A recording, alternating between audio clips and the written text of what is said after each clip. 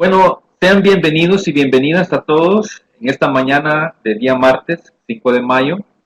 En nombre de la Escuela de Capacitación Judicial Dr. Arturo Celedón Castrillo, del Consejo Nacional de la Judicatura, en nombre del Honorable Pleno del CNJ y nuestra presidenta doctora María Antonieta Josa de Parada, le damos esa cordial bienvenida, como usted se lo merece, en esta mañana. Queremos compartir un nuevo tema con todos ustedes y es sobre género y sistema penitenciario. Y esta mañana nos acompaña la licenciada Tania Montoya de Amaya, quien es una experta en el tema, ¿verdad? En el tema penal, ¿verdad? Es una consultora, especialista, invitada especial de esta mañana. Así que voy a ceder la palabra a la licenciada Claudia Trigueros, quien va a hacer una breve presentación de nuestra invitada especial para esta mañana. Adelante, licenciada Claudia. Buenos días a todos y todas. Para la Escuela de Capacitación Judicial Dr. Arturo Celedón Castrillo, es un honor tener esta mañana como ponente a la licenciada Tania Beatriz Montoya de Amaya. Pues la Escuela de Capacitación, a través de esta coordinación, continúa trabajando para llevarles a ustedes temas de interés con la finalidad que les sirvan para el desarrollo de sus capacidades técnicas. Y esta mañana vamos a hablar de género y sistema penitenciario. Nos vamos a concentrar en la materia penitenciaria con la experta Tania Beatriz Montoya de Amaya. Vamos a conocer un poco acerca de ella. Pues ella es abogada y notaria, graduada de la Universidad de El Salvador. Actualmente es consultora para el Colegio de Abogados de los Estados Unidos, Abarroli. Su experiencia profesional incluye países entre el nuestro, Honduras, Guatemala, Belice, Panamá, México, Haití y Paraguay. Ha sido por 9 años, formó parte del equipo de la Fiscalía General de la República, estando en unidades como penal juvenil, delitos relativos a la vida. Fue jefa de la unidad de vigilancia penitenciaria y ejecución de la pena. Integró la comisión redactora del Reglamento General de la Ley Penitenciaria en representación de la Fiscalía. Es consultora, formadora y directora de proyectos con la cooperación internacional, como el Programa de las Naciones Unidas para el Desarrollo, PNUD, por sus siglas en inglés, USAID y de la Oficina de Asuntos Internacionales y Aplicación de la Ley. Ha escrito también diferentes manuales y artículos relacionados con escena del delito, investigación criminal, cadena de custodia, litigación oral, entre otros. Así es que reciba una cordial bienvenida, licenciada Tania. Gracias siempre por el apoyo a esta coordinación, que es la rama de su especialidad, y el apoyo siempre para fortalecer las capacidades técnicas de nuestros destinatarios. Así es que cedo la palabra a usted para que inicie con su ponencia. Gracias. Muchísimas gracias, Claudia. Muchísimas gracias, Mauricio. Solo corroborar tal vez si me escuchan bien. ¿Sí? Solo corroborar si me escuchan bien. Muy Sí, bien, sí, perfecto. bien. Ok, perfecto. Bueno, tengan todos muy buenos días. Para mí siempre es un gusto poder apoyar los esfuerzos que hace la Escuela de Capacitación Judicial, ¿verdad? Especialmente en estos momentos tan difíciles que estamos viviendo. Desearles a todos y cada uno de ustedes como participantes, pues, mucha salud y mucho bienestar familiar, ¿verdad? En esta cuarentena que esperemos que esté por finalizar pronto. Bueno, en esta mañana vamos a desarrollar rápidamente un tema que... Sí. Disculpe, antes de que usted continúe, solo quisiera agregar un par de detalles importantes. A todos los asistentes de este espacio virtual, de este webinario, Vamos a seguir la misma dinámica que hemos seguido en los anteriores webinarios. Vamos a dejar que la licenciada Tania desarrolle el tema hasta finalizarlo y posteriormente vamos a dejar un espacio de preguntas y respuestas, para la cual les vamos a pedir de favor no escriban sus preguntas hasta que la licenciada Tania finalice su ponencia. Así que les vamos a pedir de favor para que no, pues al final nos organicemos bien y podamos atenderlo como usted como usted se merece, de poderle dar lectura a sus interrogantes y para que la licenciada también tenga la oportunidad de darles respuesta. Así que vamos a quedar con esa dinámica. Gracias, licenciada. Gracias, Mauricio. Bueno, como les estaba diciendo, vamos a abordar un tema que es género y sistema penitenciario. Normalmente este es un tema que requiere, pues, lo he impartido anteriormente en un periodo de 2 días, pero vamos a tratar de en 1 hora y media, pues, abordar lo más que podamos sobre este tema.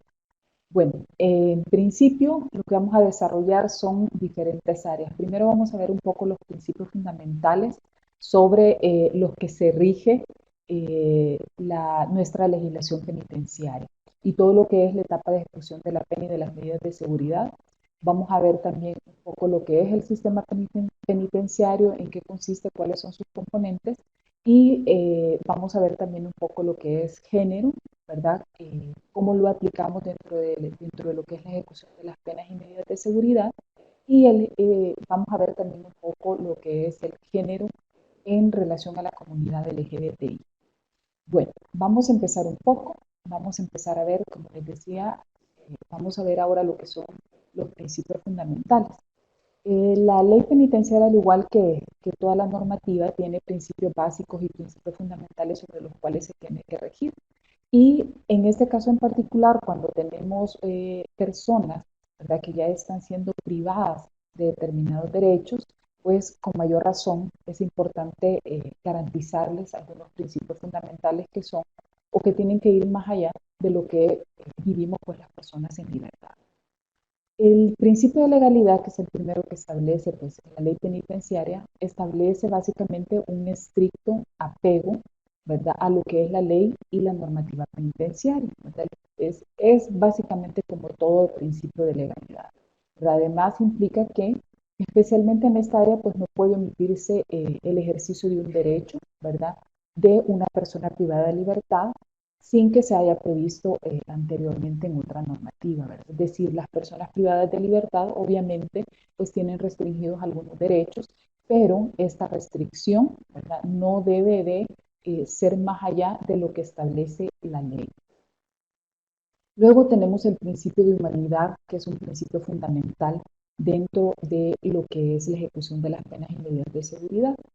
En virtud de este principio, la administración penitenciaria pues está obligada a respetar los derechos humanos de las personas, está obligada a respetar su integridad física y a no realizar dentro del régimen, ¿verdad?, o dentro de las instituciones penitenciarias, actos vejatorios o procedimientos que impliquen el uso de tortura, ¿verdad?, sino que todo lo contrario, sino que debe de privar en un principio de humanidad, ¿verdad? Es decir, ese principio de respetar los derechos fundamentales de estas personas.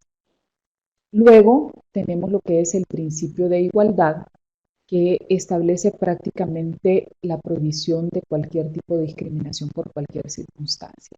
Este principio de igualdad lo tenemos que mantener siempre en mente. Ya van a ver ustedes más adelante, a medida que yo vaya avanzando en la exposición, pues van a comprender que este principio de igualdad es especialmente importante dentro de lo que es la ejecución de las penas y medidas de seguridad. Esto implica, ¿verdad?, que la ley penitenciaria prohíbe, ¿verdad?, todos los que están laborando o que tienen contacto de alguna manera con la etapa de ejecución de la pena y de las medidas de seguridad, cualquier tipo de discriminación, sea por el sexo, por la nacionalidad, por la raza, la religión, la tendencia y opinión política o también por la condición económica o social. Luego también tenemos el principio de judicialización, ¿verdad?, que establece que tanto la ejecución de la pena privativa de libertad como el control del adecuado cumplimiento del régimen penitenciario que corresponda tiene que estar bajo el estricto control jurisdiccional.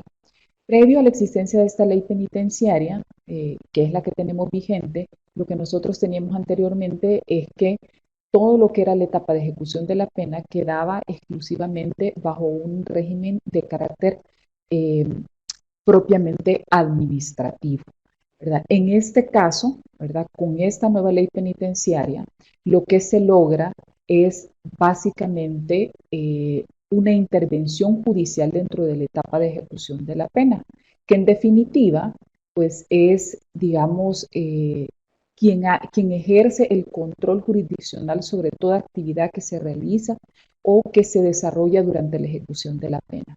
Esto implica, ¿verdad?, que todas las personas privadas de libertad tienen derecho a acudir al juez de vigilancia penitenciaria y ejecución de la pena, ¿verdad?, en cualquier etapa del cumplimiento de su ejecución. Así tenemos, por ejemplo, que la ley penitenciaria regula diferentes tipos de audiencias, por ejemplo, la audiencia de queja o, por ejemplo, las audiencias que dan seguimiento, ¿verdad?, al cumplimiento de las medidas o de las penas, o por ejemplo, cuando una persona quiere optar a los beneficios de libertad condicional o libertad condicional anticipada, pues hay audiencias respectivas, ¿verdad? Es decir, hay un control, ¿verdad?, que está ejerciendo el juez sobre la etapa de ejecución de la pena.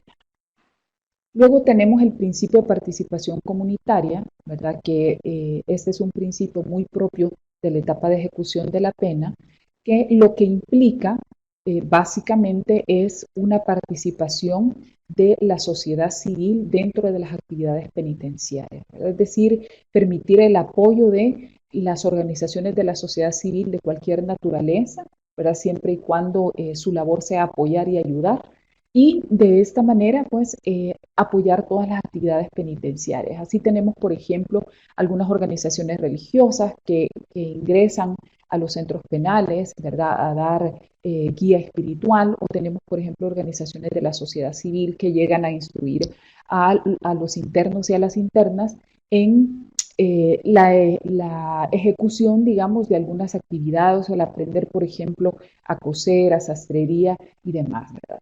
Este es un principio básico. Con esto, digamos, nosotros tenemos los principios básicos. Si ustedes observan, eh, la mayoría de estos principios, o por lo menos una buena parte de estos principios, están íntimamente ligados con lo que es la ejecución de la pena y las medidas de seguridad, y de manera especial con aquellas penas que son privativas de libertad, porque al final de todas las penas establecidas en nuestra legislación penal, la más gravosa es la de la pena de prisión, ¿verdad? Entonces, por eso es que, digamos, hacemos más énfasis o nos referimos mucho más a lo que es la pena de prisión. Luego tenemos qué es lo que nosotros vamos a entender por sistema penitenciario. Primero, pues, decimos que el sistema penitenciario es una organización creada por el Estado para lo que es la ejecución de las penas y medidas de seguridad que impliquen lo que es la privación o restricción de la libertad individual, ¿verdad?, como condición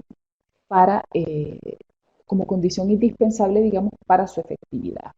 ¿Verdad? El sistema penitenciario prácticamente reúne cualquier elemento, ¿verdad?, que contribuye o que esté destinado a lo que es la ejecución de las penas o medidas de seguridad, especialmente aquellas que implican lo que es la privación de libertad o la restricción de la libertad individual.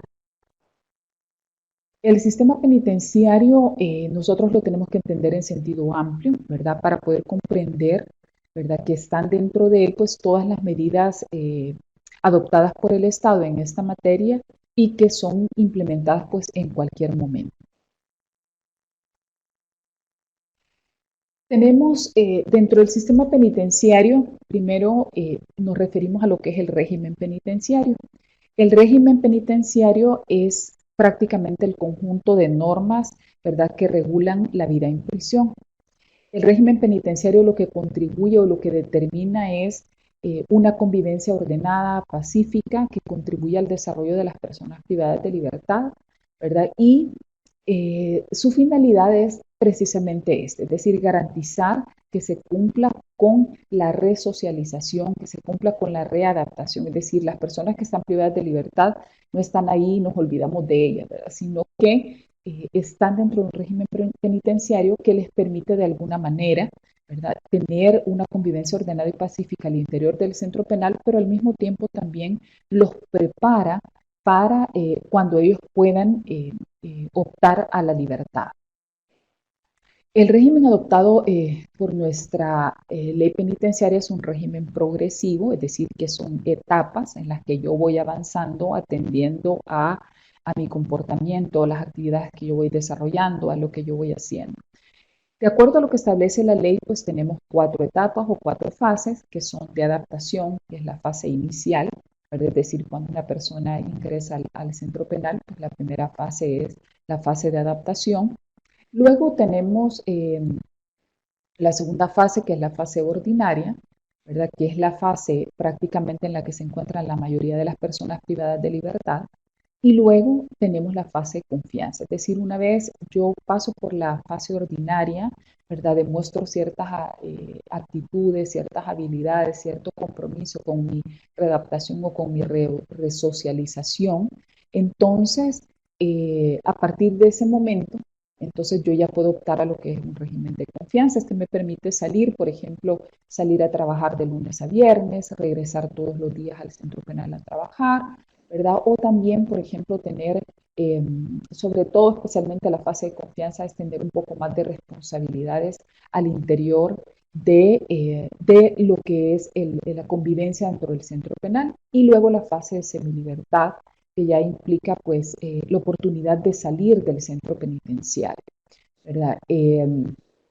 Entonces esto ya nos permite a nosotros de alguna manera en la fase de semilibertad irnos adaptando a la vida social para luego en algún momento poder optar a la libertad, ya sea porque se cumplió la pena, ¿verdad? O porque se pudo gozar de algunos de los beneficios como la libertad condicional o la libertad condicional anticipada. Adicionalmente, pues nuestra ley regula lo que es el régimen de internamiento de encierro especial, ¿verdad? Que este es un régimen, como su nombre lo indica, especial, ¿verdad? Y se aplica a lo que nosotros conocemos como los centros de seguridad, ¿verdad? Es decir, son los centros de máxima seguridad, ¿verdad? Son los que están bajo un régimen de internamiento especial. Esto, pues, si ustedes lo han visto algunas veces en las noticias, pues estos centros de seguridad lo que implican necesariamente es que las personas pues están completamente aisladas, tienen derecho, por ejemplo, a una hora diaria de salir de su celda, están en confinamiento individual, ¿verdad? Esos son algunos, digamos, de las características de estos denominados centros de seguridad. Obviamente, pues en los últimos años estos centros de seguridad se han visto un poco ampliados, ¿verdad? Esa es han sido decisiones pues, gubernamentales y pues eso es lo que tenemos ahora, ¿verdad? Pero sí es importante mencionar que el régimen de encierro especial o el tema de los centros de seguridad son centros excepcionales, ¿verdad? Es decir, no debe ser la regla general, ¿verdad? Porque los centros de seguridad o de máxima seguridad contribuyen muy poco o nada a lo que es la resocialización de las personas privadas de libertad. Luego, dentro de este esquema del sistema penitenciario, pues tenemos el régimen penitenciario que, como dijimos, pues está distribuido en fases, pero también tenemos lo que es el tratamiento penitenciario. El tratamiento penitenciario es básicamente un conjunto de actividades, ¿verdad? De naturaleza terapéutica, de naturaleza asistencial, ¿verdad? Son programas intensivos en algunos casos de formación educativa, laboral, de interacción social, ¿verdad? Dirigidos prácticamente a la reinserción social de las personas condenadas, incluyendo también lo que se conoce como la atención postpenitenciaria. La legislación establece como principal objetivo del tratamiento penitenciario el apoyar a las personas privadas de libertad, ¿verdad?, a que puedan incorporarse de alguna manera a lo que es la vida productiva o la vida fuera del centro penal cuando ya opten por su libertad. El tratamiento penitenciario de alguna manera es un tratamiento que debe de ser individual, ¿verdad? Es decir, atendiendo a las características personales de cada una de las personas privadas de libertad. De ahí tenemos que el tratamiento no necesariamente sea el mismo, es decir, puedo tener, por ejemplo, una persona que haya cursado hasta tercer grado y tengo otra persona que cuente con doctorado, ¿verdad? Entonces, el caso de la persona que está en tercer grado, la lógica me indicaría que lo ideal sería que pudiera acceder, ¿verdad?, a una formación educativa que le permita alcanzar por lo menos el bachillerato. Entonces, el tratamiento penitenciario de alguna manera representa o constituye un factor individual. La importancia del tratamiento radica prácticamente en el objetivo resocializador, ¿verdad? Y rehabilitador de la pena privativa de libertad que está establecido en nuestra legislación. Aquí es donde se materializa, digamos, lo que es la finalidad resocializadora. Aquí, por ejemplo, se han hablado de algunos programas que contribuyen mucho a la resocialización, como el programa Yo Cambio, ¿verdad? Que contribuye de alguna manera a que las personas realicen algunas actividades que les ayuden a irse incorporando poco a poco en la vida o en la interacción social que van a tener al salir de prisión. Entonces es indispensable, ¿verdad?, que el tratamiento penitenciario conlleve una actividad resocializadora, ¿verdad? Esto significa que todas las actividades que desarrollamos tienen que ser individuales. Esta individualidad, ¿verdad?, porque no todos tenemos las mismas necesidades y no todos tenemos las mismas capacidades, también implican una individualización de naturaleza o una individualización en atención también a los grupos de personas que tenemos dentro de los centros penitenciarios, ¿verdad? De ahí que tenemos hombres y tenemos mujeres, ¿verdad?, así definidos dentro de lo que es el sistema penitenciario. Entonces, tenemos que dar una atención a cada grupo con el que contamos dentro de los centros penales, pero al mismo tiempo una atención individualizada, ¿verdad? ¿En qué sentido? Por ejemplo, en el caso de las mujeres privadas de libertad. Los centros en los que se encuentran las mujeres privadas de libertad obviamente deben de contar con dependencias o espacios especiales, ¿verdad?, que permitan, por ejemplo, la atención de mujeres embarazadas, que permitan la atención de personas, ¿verdad?, o de mujeres que tienen a sus hijos con ellos, ¿verdad?, dentro de lo que es el centro penitenciario.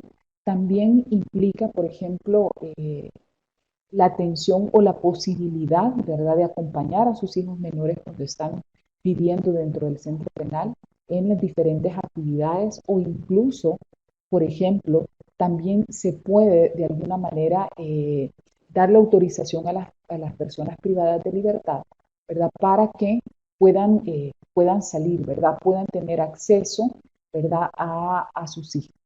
También se establece, por ejemplo, que cuando la privada de libertad se encuentra en fase de confianza, por ejemplo, ¿verdad?, o semilibertad y sus hijos menores estén fuera del centro penal, también se le puede autorizar una salida, ¿verdad?, o que sus salidas sean destinadas a proporcionarles un mejor cuidado y atención de sus hijos fuera del centro penal. Es decir, tenemos que el tratamiento tiene que ser individualizado por grupos de personas, pero también de manera individual y no podemos olvidar, ¿verdad?, en esta división, en esta atención individualizada, lo que es las mujeres, ¿verdad?, las condiciones especiales de las mujeres que no afectan a los hombres, como el tema del embarazo, como el tema de la autorización de que puedan tener a sus hijos menores de 5 años con ellas, ¿verdad?, dentro de los centros penales, o la oportunidad de que esa fase de semilibertad no necesariamente implique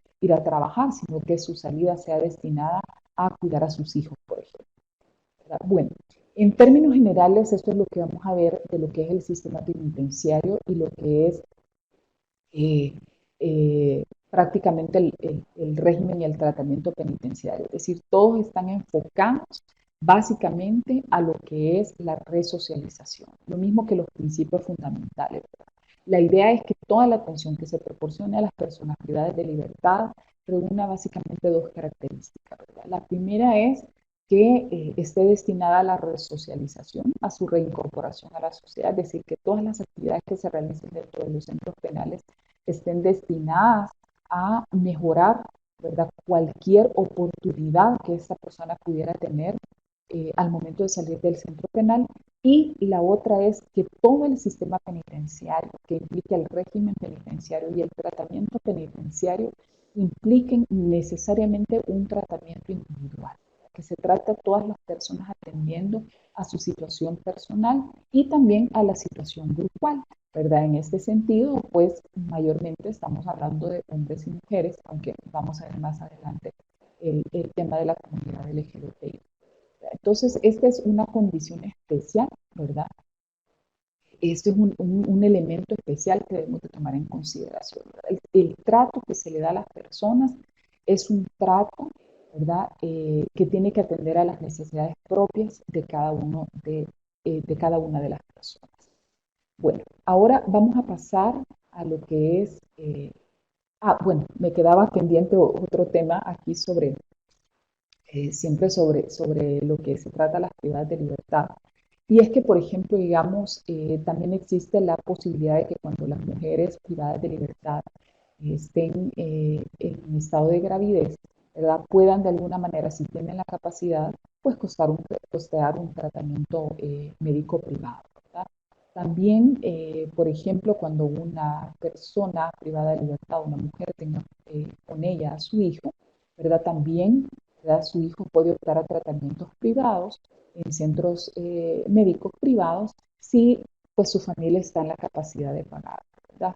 Eh, en ambos casos, pues también obviamente no podemos salir de la esfera del control de lo que es el centro penal y por lo tanto, ¿verdad? En ambos casos, pues siempre va a haber, digamos, un aval por parte del centro penal, en este caso, por supuesto, del médico, ¿verdad? Responsable del centro penal. Esto es básicamente, digamos, las características, ¿verdad? Sobre, o algunas diferencias, ¿verdad? En temas de atención que se le debe dar a la mujer. Bueno, vamos a hablar ahora de lo que es el género y algunos aspectos generales. Eh, cuando yo tengo algunos años de estar trabajando para el Colegio de Abogados de Estados Unidos, ¿verdad? Y dentro de las actividades que hemos desarrollado en El Salvador, tuvimos un programa que era un programa para promover los derechos humanos de la comunidad LGBTI.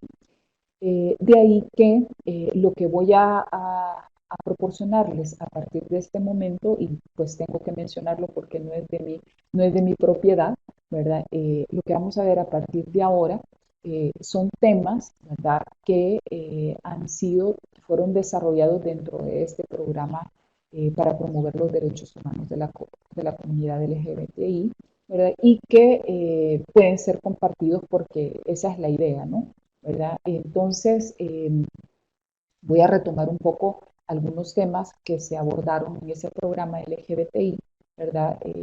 Para desarrollárselos aquí y los vamos a aplicar un poco a lo que es la situación penitenciaria, ¿verdad? Bueno, en género, el tema de género es un tema un poco controversial desde mi punto de vista, ¿verdad? No todas las personas lo asimilamos de la misma manera, ¿verdad? Cuando nos llegan a hablar sobre esto, tuve la oportunidad de dar un taller sobre esto, sobre género y sistema penitenciario. Y al principio siempre es un poco complicado, ¿verdad? Pero sí, eh, para empezar quiero decirles algo muy importante, y es que con este tema eh, lo que queremos es entender un poco la situación, no solo de los hombres y de las mujeres, sino también de la comunidad LGBTI y cómo de alguna manera nosotros podemos, desde la perspectiva de los derechos humanos, ¿verdad?, garantizar que estas personas puedan ejercer adecuadamente sus derechos. Son derechos fundamentales que todo ser humano tiene. De ahí que primero vamos a ver algunos conceptos fundamentales y luego nos vamos a ir acercando un poco al tema propiamente penitenciario.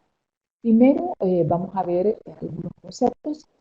Tenemos género y sexo, ¿verdad? El sexo apunta básicamente, para no confundirnos, apunta básicamente a las características fisiológicas y sexuales con las que nacemos, ¿verdad? Entonces, el sexo nos define en mujeres y hombres. Es decir, es como nuestras características físicas nos determinan, ¿verdad? Entonces, nacemos hombres, nacemos mujeres. En cambio, el género se refiere básicamente a lo que son las ideas, normas y comportamientos que la sociedad ha establecido para cada sexo, ¿verdad? Y el valor y significado que se les asigna a cada uno de ellos. El género está más enfocado a qué es lo que esperamos, ¿verdad?, de los hombres y qué es lo que esperamos de las mujeres. Entonces, hay una diferencia que nos debe de quedar clara. El sexo son las características fisiológicas, nacimos hombres y nacimos mujeres. Mientras que el género se refiere más a las ideas, a las normas, a los comportamientos, ¿verdad?, que en determinado momento la sociedad ha establecido para cada sexo, ¿verdad? Y el valor o el significado que se les asigna. Vamos a ver, como les decía, no tenemos todo el tiempo para poder ir desarrollando estos temas de una manera más extensa, pero vamos a tratar de ver algunos conceptos. Tenemos lo que es la perspectiva de género. La perspectiva de género es para nosotros una herramienta o un mecanismo de análisis, ¿verdad?, que de alguna manera busca explicar el fenómeno de la desigualdad entre hombres y mujeres. Consiste en el enfoque, ¿verdad?, de los problemas, de las situaciones, de las cosas, tomando en consideración la diversidad en los modos en que se presentan las relaciones de género en la sociedad, pero al mismo tiempo entendiendo, ¿verdad?, la identidad de género tanto de hombres como de mujeres. La perspectiva de género es básicamente una herramienta, ¿verdad? Es un enfoque que nos permite o que su intención es básicamente explicar, ¿verdad?, ese fenómeno de desigualdad que podemos encontrar entre hombres y mujeres. Es una forma o una herramienta o un mecanismo que nos permite analizar, ¿verdad?, ese tipo eh, de enfoques o situaciones o problemas. Luego tenemos lo que es la equidad de género. La equidad de género implica, en términos sencillos, reconocer, ¿verdad?, las condiciones y características específicas de cada persona o grupo social, tomando en cuenta la existencia de relaciones de poder desiguales y factores que discriminan a mujeres y hombres. Aquí la equidad de género implica prácticamente reconocer, ¿verdad?, las condiciones y las características específicas de nosotros como personas, pero también de los diferentes grupos sociales que existen y tomando en cuenta, por supuesto, la existencia de relaciones de poder desiguales y factores que discriminan tanto a mujeres como a hombres, ¿verdad? La equidad de género lo que busca es reconocer nuestras condiciones y nuestras características especiales atendiendo al grupo al que nosotros pertenecemos, pero al mismo tiempo también tomar en cuenta que sí existen relaciones de poder que son desiguales y factores que discriminan de la misma manera a hombres y mujeres, ¿verdad? Entonces, entiéndase en este caso que cuando nosotros hablamos de género, ¿verdad?, estamos hablando no solamente de mujeres, ¿verdad?, estamos hablando de hombres y estamos hablando eh, de mujeres, ¿verdad? Entonces, es, digamos, mi condición, mi característica específica de cada persona, ¿verdad? Y tomar en cuenta también esas áreas en las que hay relaciones de desigualdad, ¿verdad? Por ejemplo, no podemos obviar, digamos que en algunos casos las mujeres ganan menos que los hombres, ¿verdad? Ganan un salario menor que los hombres por el simple hecho de ser mujeres, ¿verdad? Porque se cree que son menos capaces para desempeñar el puesto, ¿verdad? O otro tipo de características. Otro tema, por ejemplo, también en la discriminación hacia los hombres, radica también, por ejemplo, a nosotros nos ha pasado, a mi esposo y a mí, por ejemplo, ¿verdad? Cuando él ha viajado solo con mi hija menor, por ejemplo, la persona de migración, ¿verdad? Las personas que están en migración, las personas que están en la aerolínea, siempre le hacen miles de preguntas, ¿verdad?, considerando, eh, es decir, o partiendo de la idea por qué este hombre está viajando solo con su hija, ¿verdad?, cuando es una actividad que normalmente desarrollamos las mujeres, ¿verdad? Entonces, ¿cómo yo puedo estar segura que este hombre está cuidando bien a su hija cuando es una actividad propiamente femenina, ¿no? Entonces, cada vez que ha ocurrido esto, pues le hacen miles de preguntas, pasa más tiempo de lo normal, ¿verdad? Por ejemplo, cuando se trata de verificar el permiso, ¿verdad? De salida de la menor, asegurarse que no se la lleva robada, ¿verdad? Sino que realmente tiene la autorización, porque en nuestra mente, ¿verdad? Es poco probable que, o en nuestra sociedad es poco probable que un hombre esté solo haciéndose cargo de su hija, ¿verdad? Es una actividad que se considera muy de una mujer y de ahí surgen algunos aspectos discriminativos, ¿verdad? Hacia el hombre. Y su capacidad pues, para cuidar a su mujer. De tal manera que la equidad de género pues, es reconocer nuestras condiciones y características especiales, ¿verdad? Específicas de cada persona, pero también de cada grupo social, pero también dentro de la consideración de esos elementos de discriminación.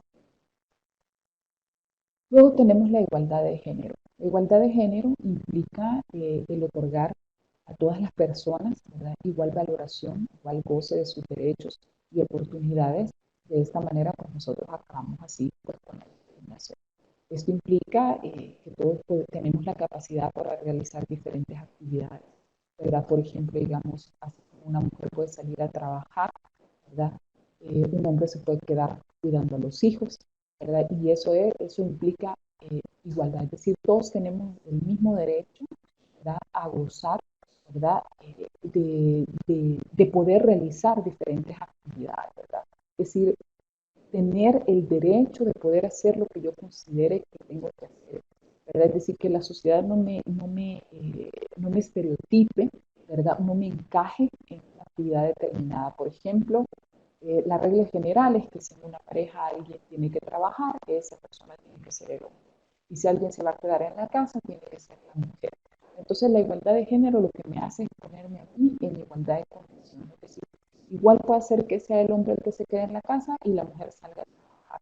O igual puede pasar que los dos salgan a trabajar y cuando regresen del trabajo, pues los dos se hacen cargo de las actividades de la casa, es decir, cocinar, lavar los platos, hacer la casa, cuidar a los niños. ¿Verdad? Entonces, la igualdad de género es eso, ¿verdad? Acabar, ¿verdad? Con todos esos estereotipos y esos prejuicios y darnos a toda la misma oportunidad, ¿verdad? De realizar aquellas actividades que nosotros queramos realizar y estemos en la capacidad de realizar.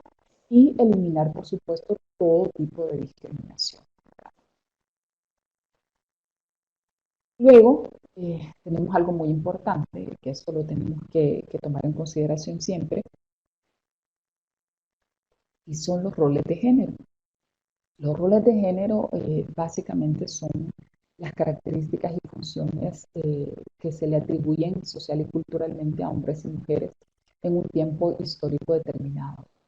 Hasta no hace mucho, las mujeres, por ejemplo, no tenían derecho al voto, que es un tema propiamente masculino. Luego también, si ustedes se acuerdan, bueno, no se acuerdan, no necesariamente se acuerdan, pero digamos en algún momento ustedes pudieron haber anuncios en los que se anunciaba una lavadora, en los que se anunciaba, por ejemplo, un nuevo producto de limpieza, y nosotros teníamos a una mujer muy guapa, ¿verdad? Eh, eh, Vestida con su delantal, haciendo la limpieza de su casa, sintiéndose orgullosa, atendiendo a su esposo. Pero entonces los roles de género van cambiando en la medida en la que cambia la sociedad. Hasta hace un tiempo, pues, sobre todo, por ejemplo, en la época de mis papás, empezaba a haber una mayor afluencia de mujeres en las universidades, ¿verdad? Pero previo a eso, pues, eh, no todas las mujeres pues, optaban por ir a la universidad, ¿no?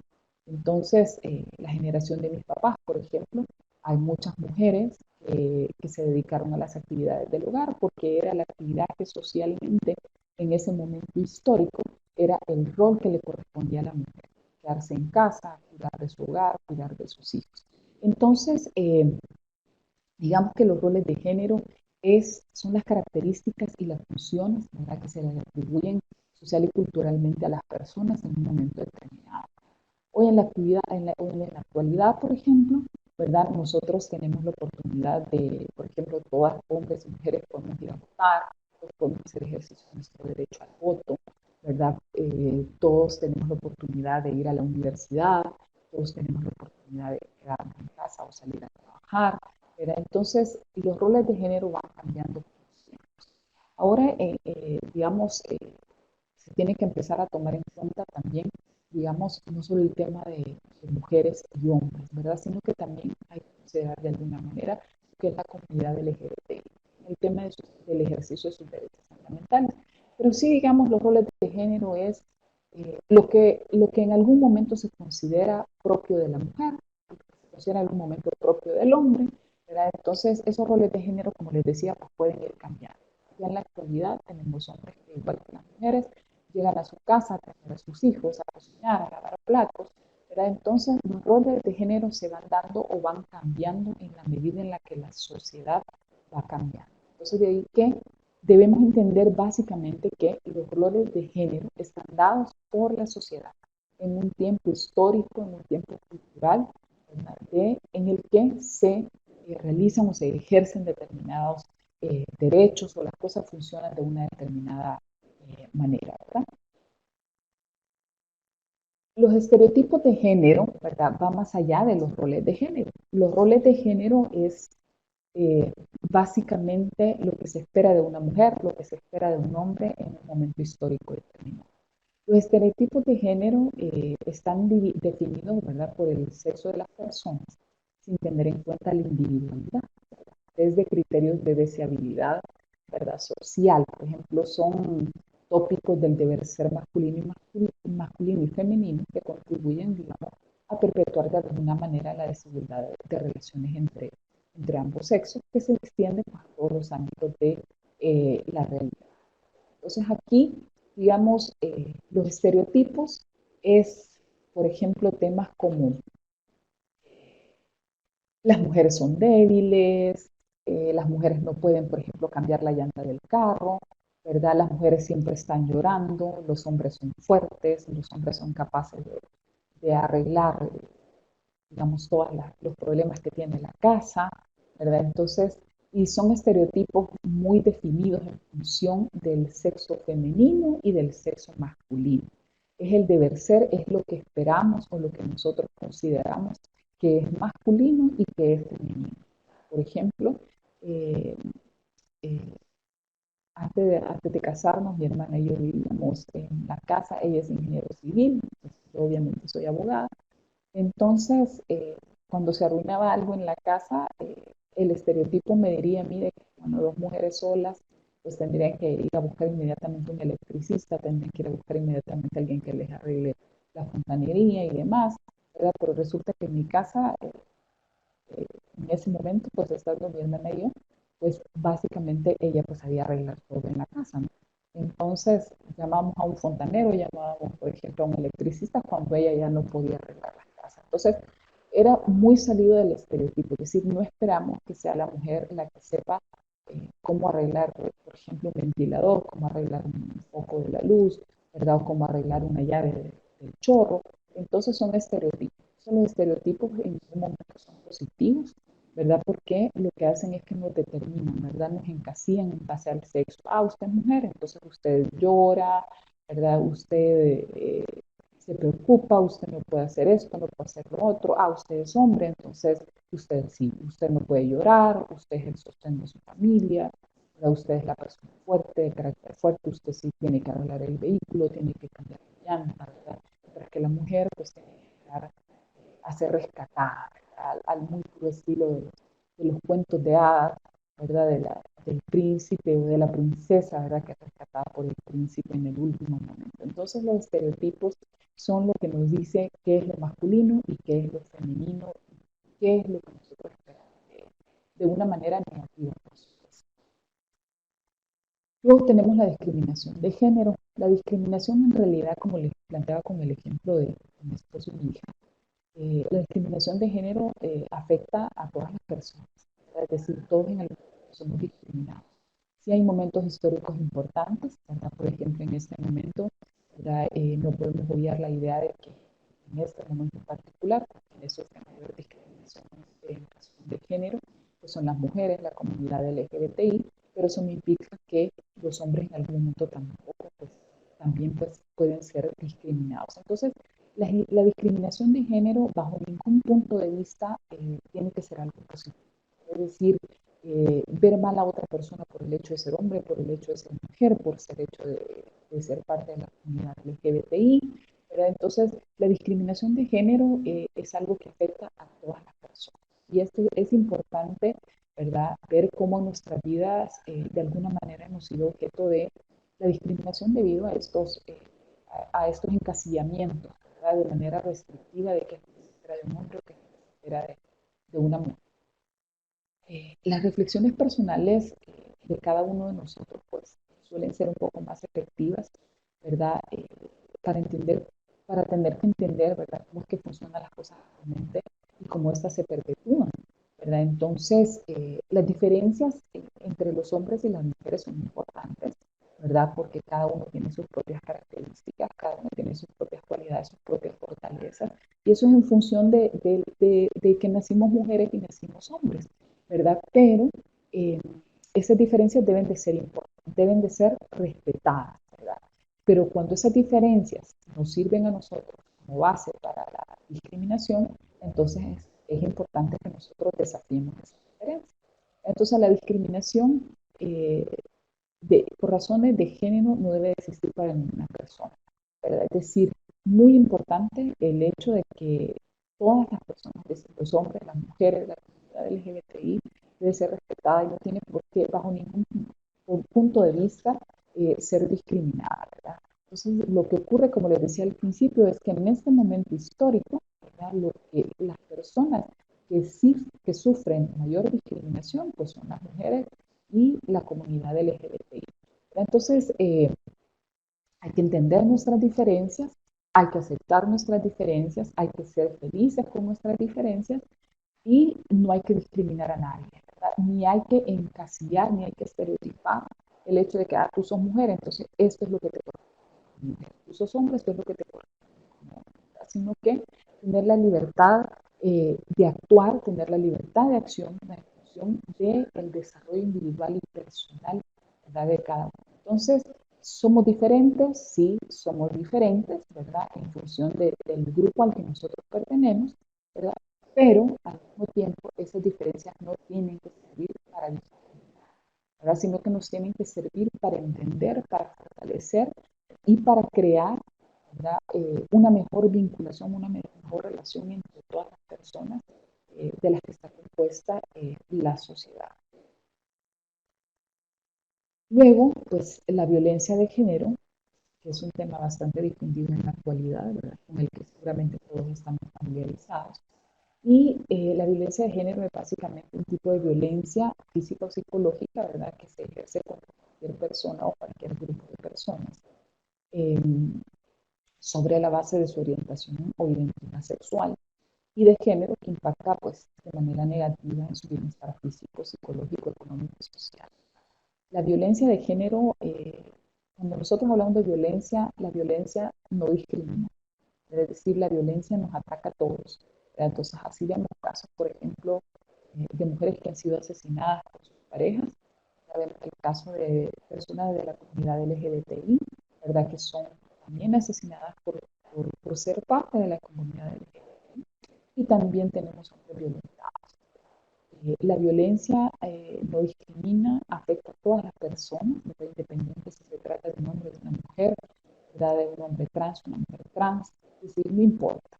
La violencia nos afecta negativamente a todos y la violencia de género se caracteriza precisamente porque nos atacan en función de, ¿verdad?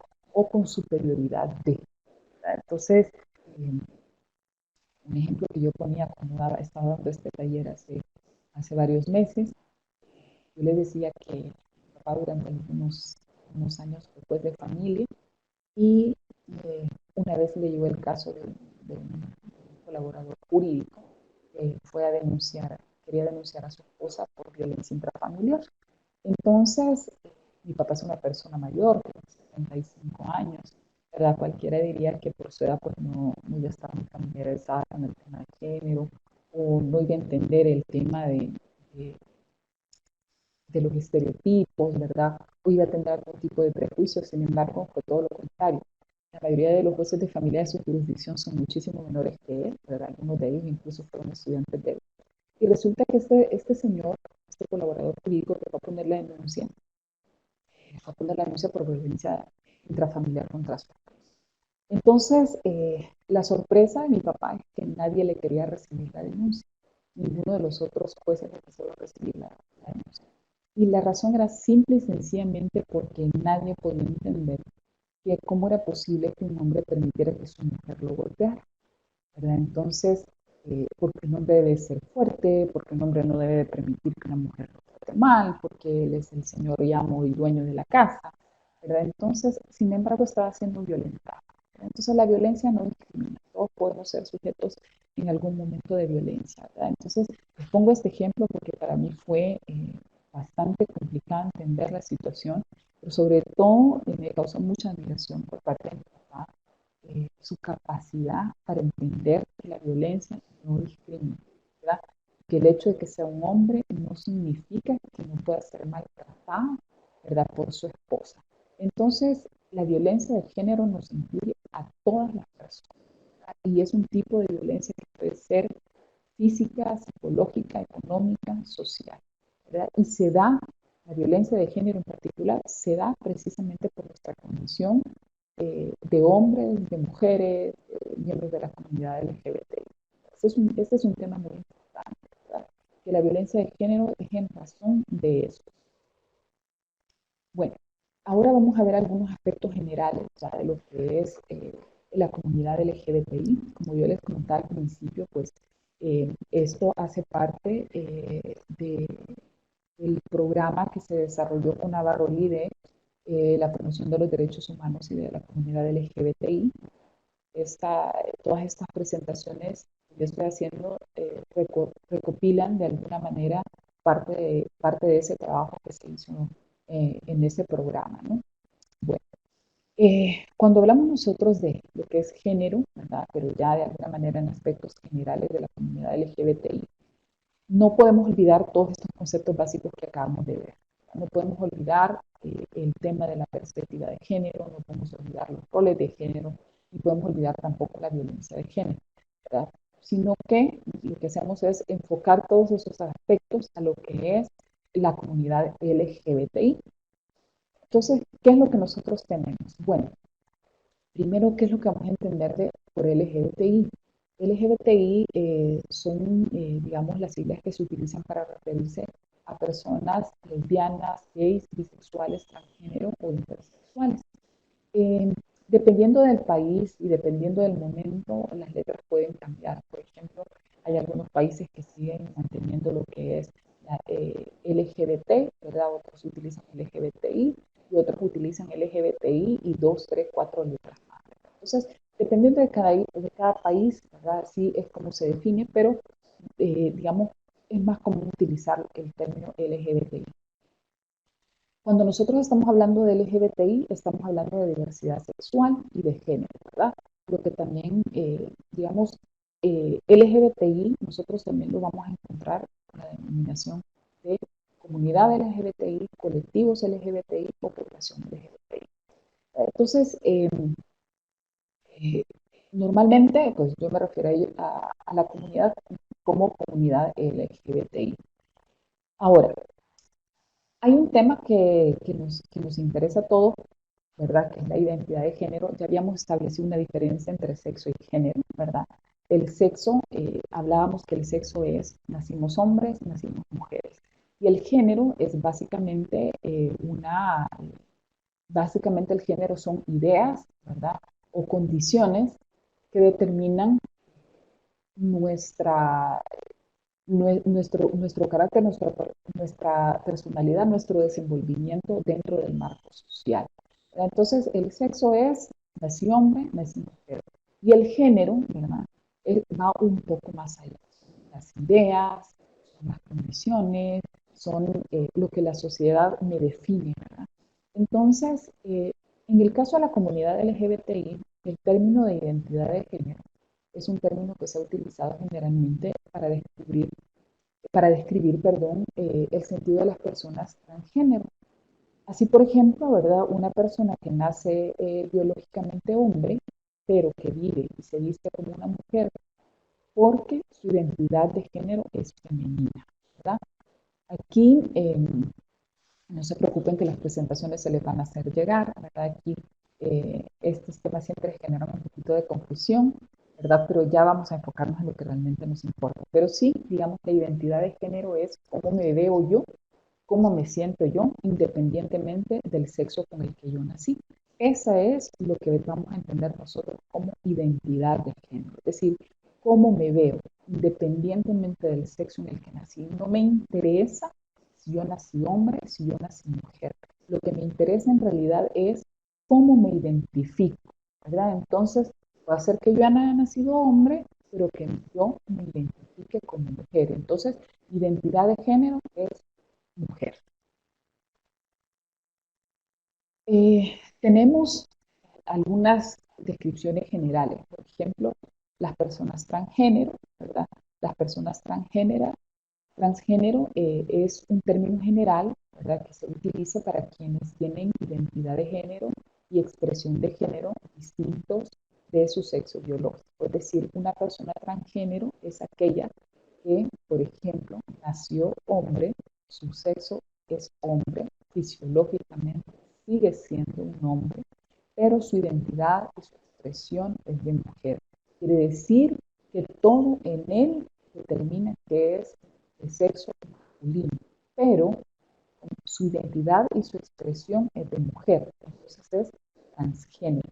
Entonces, ¿qué significa con su expresión y su identidad? Bueno, que se viste como mujer, se arregla como mujer, puede ser que utilice el cabello largo, se maquille, use ropa de mujer, ¿verdad? Y toda su apariencia sea femenina. Entonces, su sexo es masculino, pero su identidad y su expresión de género es femenina. Eso es lo que vamos a entender como una persona transgénero. Luego tenemos el término que es transexual. Vamos a entender una persona transexual como aquella que modifica, ¿verdad?, su cuerpo mediante el uso de hormonas o cirugías para que su sexo coincida con su identidad de género.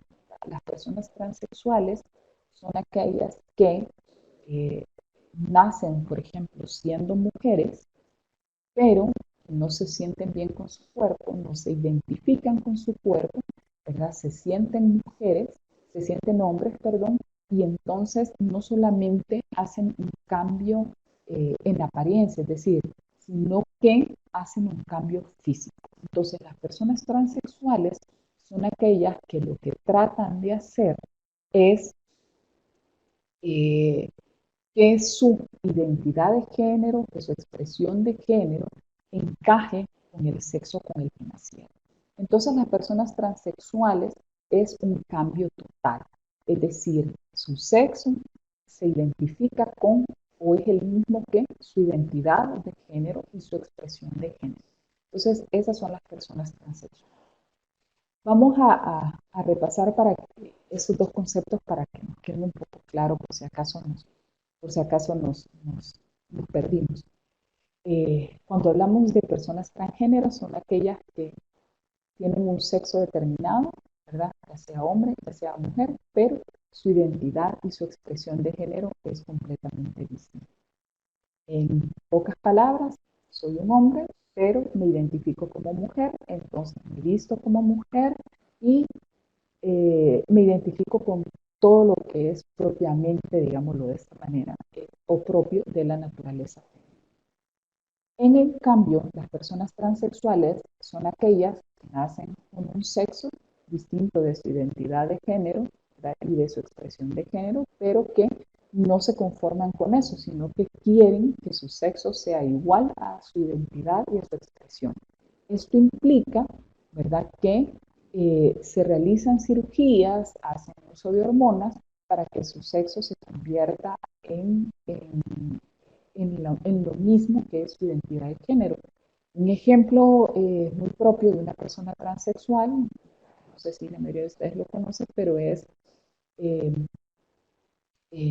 el hijo de Cher, ¿verdad? Esta cantante famosa, junto con Bono, que nació mujer y cambió su sexo porque su identidad era masculina, ¿verdad? Y ella quería ser un hombre. Entonces ahora es un hombre. sexualmente hablando, ¿verdad? Su sexo es un hombre, pero también su identidad y su expresión de género, por eso es una persona transexual. Luego tenemos una persona que es travesti, y esto pues hay que entenderlo de una manera bastante clara. El travesti es simplemente una persona que se viste con ropa del sexo opuesto, ¿verdad? Y aquí no necesariamente significa que se identifique con el sexo opuesto, simplemente un hombre le gusta vestirse de mujer o a una mujer le gusta vestirse de hombre. Eso es todo. Eso no tiene nada que ver con su identidad eh, eh, de género, ni tiene nada que ver con que sea lesbiana, con que sea gay. No, simplemente un travesti es una persona que le gusta vestirse de hombre o que le gusta vestirse de mujer. ¿Verdad? Yo soy mujer y me gusta vestirme de hombre, yo soy hombre y me gusta vestirme de mujer. ¿Verdad? Allí no hay, en el travesti, en una persona travesti no hay implicaciones transexuales ni transgéneros, ¿verdad? Simplemente es un gusto y nada más. ¿Verdad?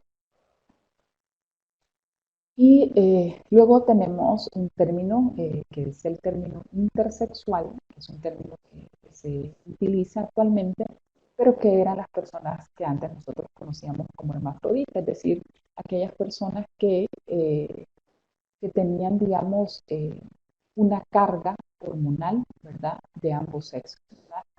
No necesariamente que tenían el órgano femenino y el órgano masculino, pero sí, digamos que tenían una carga, que tienen una carga hormonal, ¿verdad?, de ambos sexos. Entonces, es lo que nosotros conocíamos antes como hermafrodita, pues ahora es intersexual.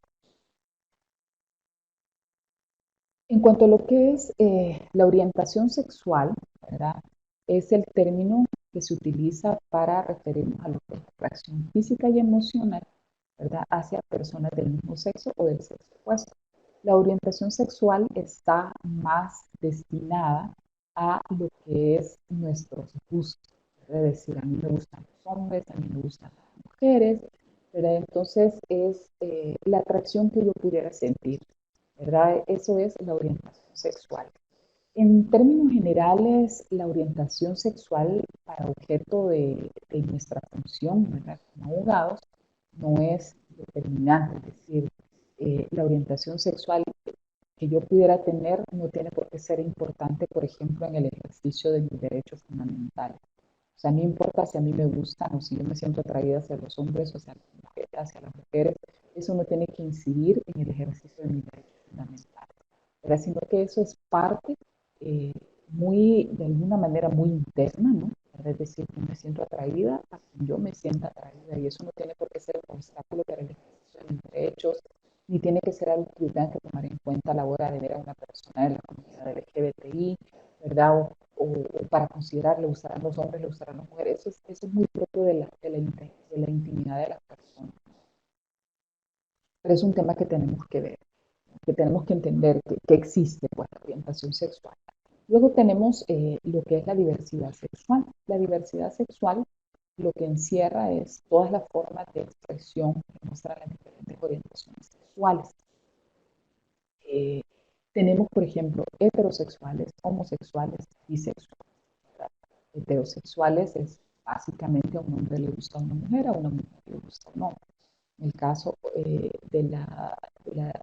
las orientaciones sexuales homosexual, pues es a un hombre le gusta a un hombre, a una mujer le gusta a una mujer. Y en el caso bisexual es que a un hombre le gustan tanto las mujeres como los hombres. Pero esto es atracción física, la diversidad sexual está arraigada con lo que es la orientación sexual. Eso es lo que nos hace de alguna manera lo que es la diversidad sexual. Entonces hablamos de heterosexual, homosexual y bisexual. Ese es un cuadro, ¿verdad?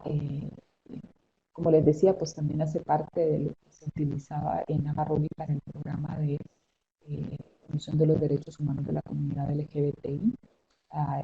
Fue creado, es un cuadro, ya se lo voy a explicar, es un cuadro que ha sido creado por ante la Dirección de Diversidad Sexual de la Secretaría de Inclusión Social. Aquí, este es un cuadro que representa lo que es la identidad social, el sexo, la identidad de género, la orientación sexual, la práctica sexual y la expresión de género. Aquí es muy importante que nosotros tomemos en consideración que a nosotros lo que nos interesa en las personas es la identidad de género, es decir, cómo yo me identifico y en base a eso es que nosotros los tratamos. Todos van a coincidir, ¿verdad?, en que dentro de nuestra legislación, pues, hay cosas que no están reguladas. Por ejemplo, digamos, hay otros países en los que eh, ya se permite el matrimonio de personas del mismo sexo. En otros países ya se permite, por ejemplo, digamos, que yo me pueda cambiar el nombre. Es decir, si yo nací hombre, pero mi identidad de género es mujer, yo puedo ir y cambiarme el nombre y ya no llamarme Pedro, sino que llamarme María. En el caso de nuestro país, todos vamos a coincidir en esto, no hay legislación hasta este momento que permita a la comunidad LGBTI, especialmente a la comunidad transexual y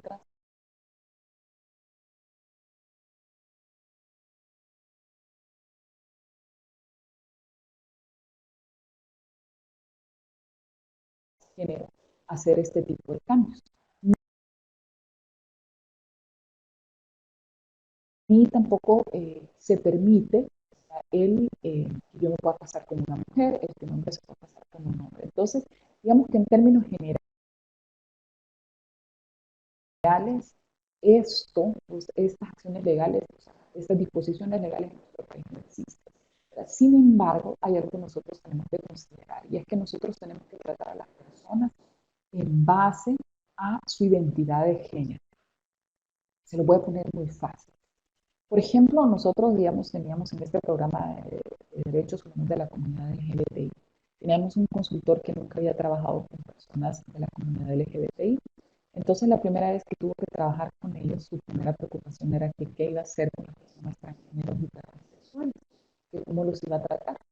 Entonces, y esto se lo digo porque este cuadro que ustedes van a ver cuando se acaben de ver las presentaciones es un poco complicado, pero por favor, solo pónganle atención a lo que dice identidad de género. ¿Verdad? Identidad de género. Entonces, ¿qué significa eso? ¿Verdad? Significa que este consultor nuestro lo que hacía era que, bueno, pero ¿cómo hago? ¿Cómo los trato? Entonces, la respuesta es simple. Nosotros tenemos que tratar a las personas en base a su identidad de género, en base a cómo ellos se sienten cómodos consigo mismos. Y eso es parte de lo que es el respeto de sus derechos fundamentales. Aquí no estamos violentando ninguna ley, ¿verdad?, sino que todo lo contrario, estamos haciendo valer los derechos de las personas. Entonces, ¿qué es lo que opera? Bueno, simple. Decía yo a este consultor, bueno, usted lo que ve es un hombre vestido de mujer o usted lo que ve es una mujer vestida de hombre. Entonces, a usted no le importa, ¿verdad?, si es un hombre vestido de mujer, si es una mujer vestida de hombre. Usted lo que tiene que hacer es tratarlo en base de su identidad de género. Entonces, una persona puede, nosotros podemos ver a una persona, saber que es un hombre, porque nació físicamente hombre, porque sus características son muy masculinas, pero la vemos vestida de mujer, comportándose como mujer, quiere decir que su identidad de género es femenina. Y eso significa que yo a esa persona la voy a tratar como mujer, porque ella se siente mujer. Dentro del ámbito legal, ¿qué es lo que ocurre? Bueno, dentro del ámbito legal, por ejemplo, si yo estoy haciendo un proceso de investigación, ¿verdad?, en el proceso penal, pues su DUI, por ejemplo, va a decir Pedro Pérez, aunque ella se identifique como Ana María Pérez, ¿verdad? Entonces, ¿qué es lo que ocurre, verdad? Simple y sencillamente, yo la trato como Ana María, pero a la hora de desarrollar todo el proceso legal, pues tengo que colocar su número de DUI y su nombre tal como aparece en su documento de identidad, ¿verdad? Pero respetando su identidad de género. Es decir, yo tengo que poner, por ejemplo, conocida por, ¿verdad?, y poner su nombre con el que ella se identifica, que es un nombre femenino. ¿Verdad? Entonces, lo que nos interesa en cualquier término es la identidad de género. ¿Cómo quiere esta persona ser llamada? Entonces, por ejemplo, en una investigación de naturaleza penal, yo tengo una víctima que se identifica como Ana María Pérez, pero en realidad yo sé que es un hombre que se llama Pedro Pérez. Entonces, cuando yo realizo todo el proceso de investigación en su comunidad donde ella vive, esta persona nadie va a saber quién es Pedro Pérez, porque ella nunca les ha dicho cuál es su nombre masculino, porque no se identifica con él. Entonces, si yo llego a hacer una investigación, ¿verdad? Yo investigo en la comunidad donde ella vive y pregunto por Pedro Pérez, nadie va a saber quién es. ¿Verdad? Pero si yo pregunto por Ana María Pérez, pues seguramente todo el mundo la va a conocer, ¿verdad? Porque ese es el nombre con el que ella se identifica.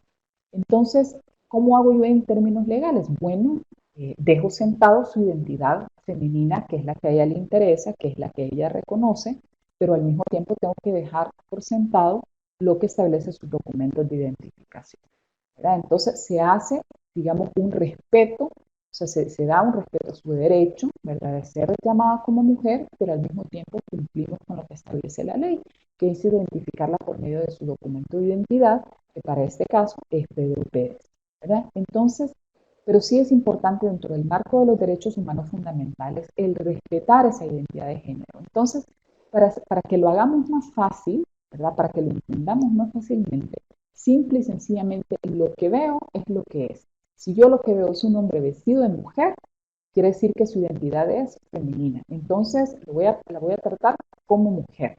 Para empezar, al momento de presentarnos, no me va a decir me llamo Pedro Pérez, me va a decir me llamo Ana María Pérez. Entonces, para mí es Ana María Pérez.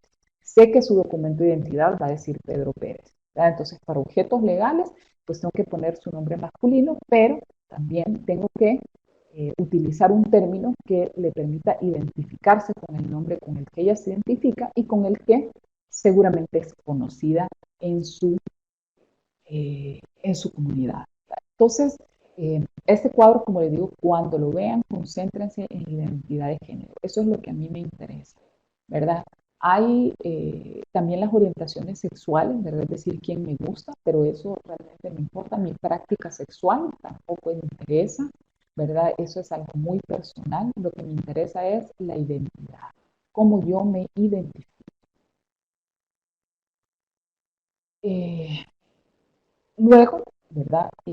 También hay un tema que nosotros tenemos que ver y que está muy relacionado, pues no solamente con el ámbito de la ejecución de la pena y de las medidas de seguridad, sino también que está relacionado con todo lo que es el ejercicio de los derechos fundamentales, ¿verdad? Es responsabilidad del Estado salvaguardar los derechos humanos de la comunidad LGBTI, debe de crear aquellas políticas que permitan la no que contribuyan a la no discriminación de las personas de la comunidad LGBTI y tiene que crear los espacios adecuados, ¿verdad?, para el respeto de los derechos humanos.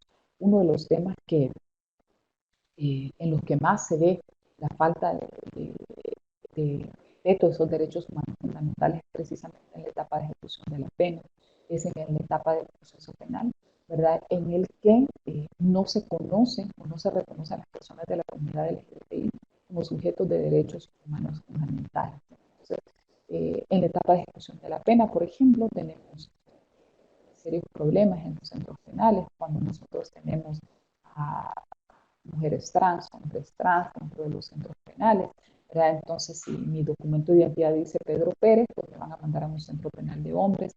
Si mi documento de identidad dice Ana María Rodríguez, me van a mandar a un centro penal de mujeres independientemente de mi identidad. Eso es algo que no está regulado, ¿verdad?, pero que de alguna manera se tiene que respetar. Por ejemplo, con algunos jueces de vigilancia penitenciaria y ejecución de la pena, hablábamos de que una de las cosas que podría hacerse es que dentro de los centros penales, por ejemplo, se crearan espacios exclusivos para mujeres trans, para hombres trans, de tal manera que pudieran estar en un espacio, ¿verdad?, en el que ellos puedan, digamos, sentirse seguros, ¿verdad?, porque las personas transexuales dentro de los centros penales son sujetos de muchas vejaciones, ¿verdad?, precisamente por su identidad, no solo en el ámbito de la discriminación, ¿verdad?, sino que también en el ámbito del ejercicio de sus derechos sexuales.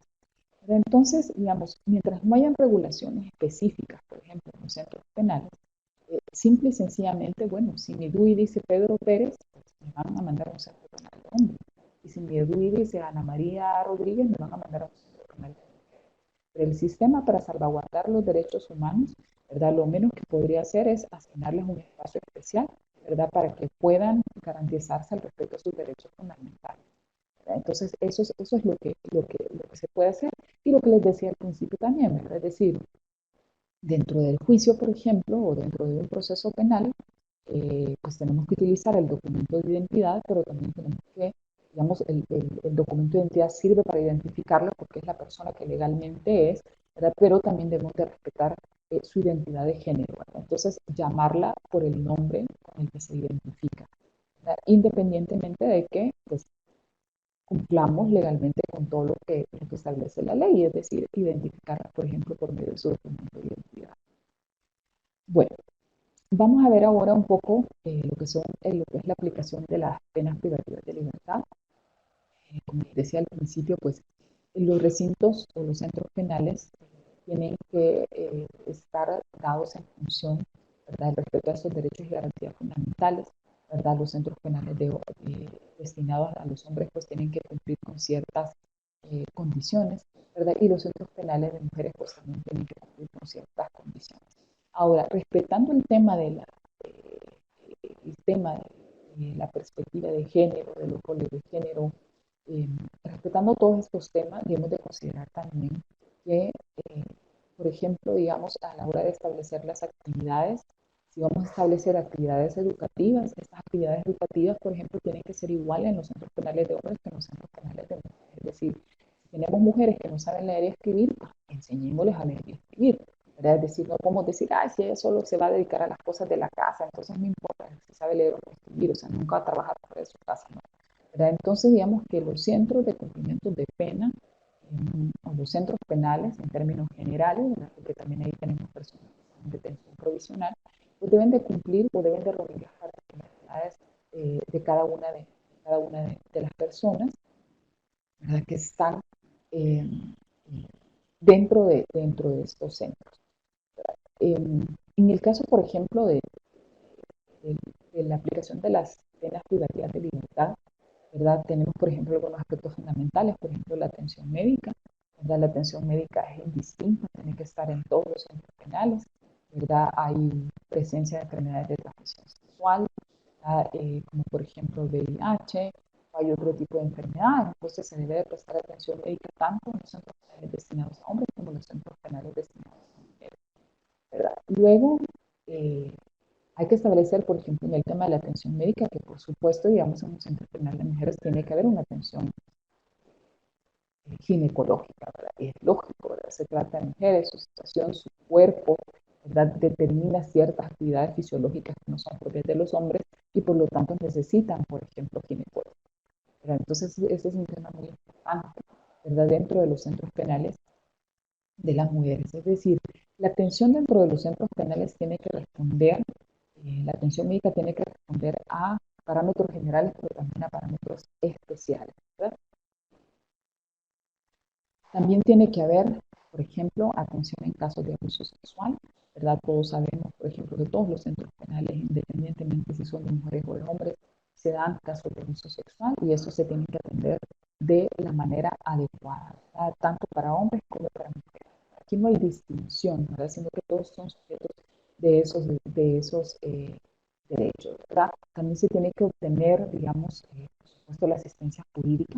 Aquí hay un tema muy importante y es que fíjense que en el caso de la atención de los casos de abuso sexual dentro de los centros penales, se le da más relevancia al caso de las mujeres que al caso de los hombres, ¿verdad?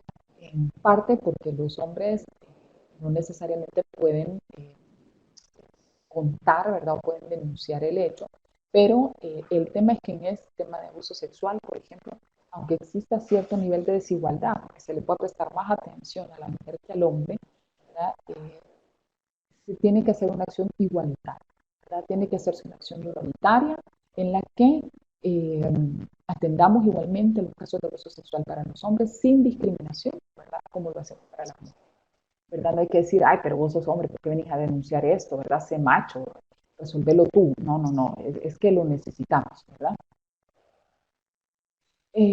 Luego también, ¿verdad? Hay otro tema que tal vez sale un poco de la esfera del sistema penitenciario, que es la aplicación de las penas no privativas de libertad. La aplicación de las penas no privativas de libertad, al igual que lo que es la aplicación de las penas privativas de libertad, donde nosotros valoramos todo lo que es eh, el tratamiento y el régimen penitenciario, dentro de la aplicación de las penas no privativas de libertad, igual tenemos que ofrecer una atención y un servicio, ¿verdad?, a las personas que han sido condenadas de la misma manera que en el centro penal. Es decir, que todo el proceso de resocialización, todo el proceso de atención que se le da a las personas que están cumpliendo penas no privativas de libertad debe de ser atendiendo a su individualidad, atendiendo a su pertenencia a un grupo social determinado, ¿verdad? Llámese este hombre, llámese esta mujer, llámese este grupo, comunidad LGBTI, ¿verdad? Y que la aplicación de estas medidas vayan acorde, ¿verdad?, con esos aspectos personales, con esos aspectos sociales que no deben de fallar. Hay un tema también aquí que es muy relevante en el caso de la aplicación de las penas no privativas de libertad. Fíjense bien que en materia de respeto de derechos de hombres, de mujeres, de comunidad LGBTI, lo que tenemos sobre todo a nivel penitenciario es mucha legislación o convención internacional que respete, digamos, de alguna manera el tema o el encarcelamiento o el cumplimiento de algunas penas o la ejecución de las penas y medidas de seguridad. Lo tenemos sobre todo, ¿verdad?, en el tema en temas generales, ¿verdad? Por el momento no tenemos, digamos, algo muy peculiar o muy especial que se pueda aplicar de manera exclusiva, por ejemplo, a la comunidad LGBTI cuando está dentro de los centros penales. Así que tenemos que hacer uso de nuestros conocimientos generales sobre convenciones de derechos humanos. En el caso de las mujeres, allí sí, digamos, existe lo que son las reglas de Bangkok, ¿verdad?, que son las reglas de las Naciones Unidas para el tratamiento de las reclusas y de todas aquellas medidas también no privativas de libertad. Entonces, en este caso, en el caso de las reglas de Bangkok, que son reglas especiales que aplican a las personas, a las mujeres, ¿verdad?, que están bajo el régimen de la ejecución de las penas y de las medidas de seguridad. Entonces, hay disposiciones especiales que regulan las condiciones que se deben de cumplir en todos los países, ¿verdad?, para que las mujeres estén gozando de sus derechos de una manera adecuada y atendiendo esas particularidades. Entonces, cuando nosotros hablamos de género y del sistema penitenciario, debemos entender, ¿verdad?, que debe de privar el respeto a los derechos humanos fundamentales, debe de privar eh, el respeto, ¿verdad?, a las identidades de género, debe de privar el respeto a las necesidades individuales y sociales de cada grupo. Sé, por ejemplo, que hay centros penales que le dan una atención especial a la comunidad LGBTI, ¿verdad?, que, por ejemplo, los tienen en espacios aparte, ¿verdad?, para garantizar que puedan ejercer tranquilo y serenamente todos sus derechos fundamentales. Entonces, pero sí, digamos que lo importante de esto es que nuestro sistema penitenciario, aunque legalmente no esté definido en función eh, de lo que es la perspectiva de género, lo que es la identidad de género, los roles de género, nosotros dentro del sistema debemos de contribuir, ¿verdad?, de alguna manera a que se garantice el respeto de los derechos humanos fundamentales.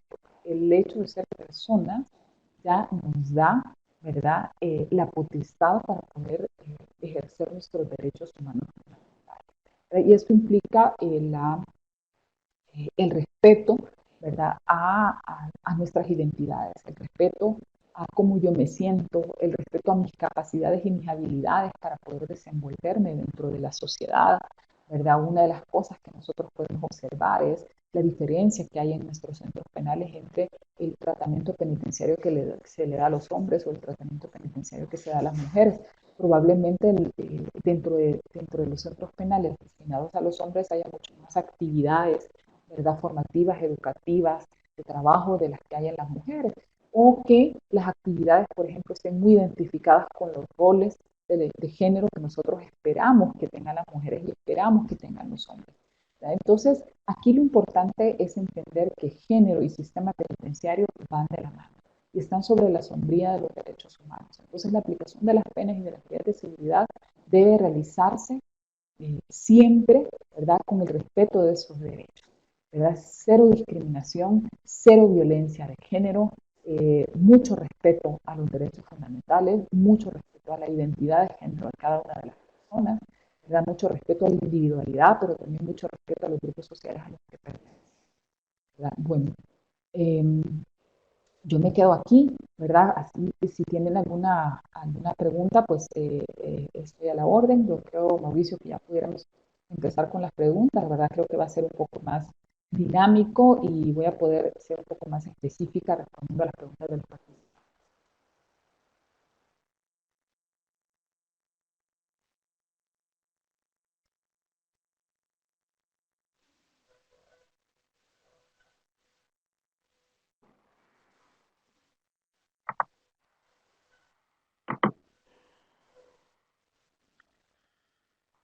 Muchísimas gracias, licenciada Tania. Aquí estábamos pendientes, así que nos alegra haber escuchado esa ponencia. Bueno, acá se nos adelantaron algunas personas que ya escribieron sus preguntas, pero a ver, vamos a activar en este momento la sección de preguntas y respuestas. No sé si logran ver un espacio en este momento para que puedan colocar sus preguntas.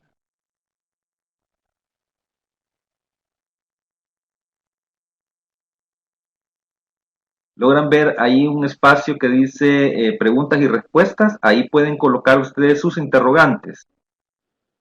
Por favor, comencemos a colocar ahí sus preguntas.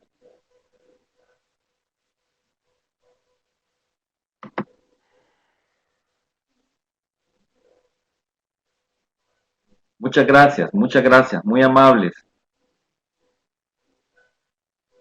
Bueno, Carlos Quintanilla nos dice, la perspectiva de género y el trato con respecto a la identidad sexual de las personas son de obligatorio cumplimiento. En tal sentido, ¿cómo queda la comparecencia, identificación en la jurisdicción voluntaria? ¿Se puede relacionar el conocido por sin que exista previamente un juicio de identidad? ¿Verdad? Porque nuestra legislación no está definida de esa manera. Sin embargo, lo que ocurre es que, por ejemplo, para efectos jurídicos, es decir, dentro de un proceso, llámese este de naturaleza penal, civil, mercantil o cualquiera, usted lo puede utilizar dentro del proceso, ¿verdad? Porque lo que pasa es que al final, lo que les decía al principio, es decir, de nada sirve tener un documento de identidad de Pedro Pérez si a la hora de investigar o a la hora de llevar un caso, nadie va a saber quién es Pedro Pérez, porque la persona, su identidad de género es Ana María Rodríguez.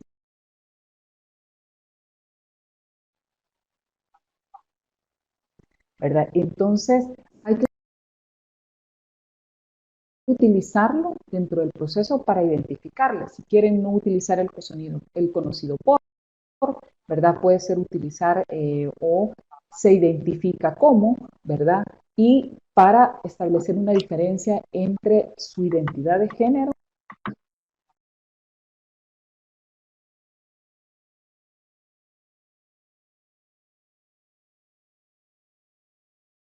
y su nombre legal.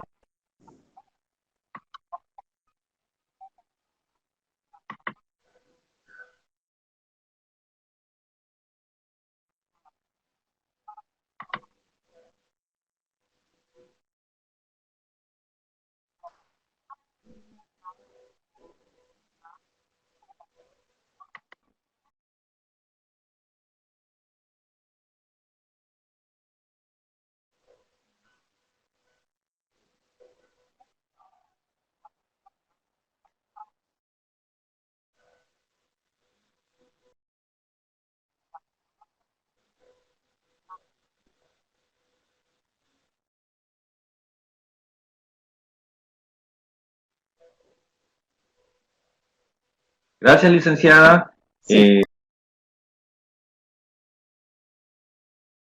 Veamos. Sí, prácticamente dice lo que tienen los Julie Margaret Córdoba, dice, los centros penitenciarios catalogados como máxima seguridad los centros de máxima seguridad donde pero en poco realidad abonan a la resocialización del los centros interno, de máxima seguridad fueron creados a la luz de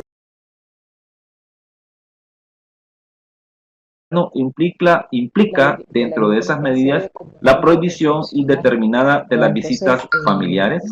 por lo tanto, digamos, algunos de los derechos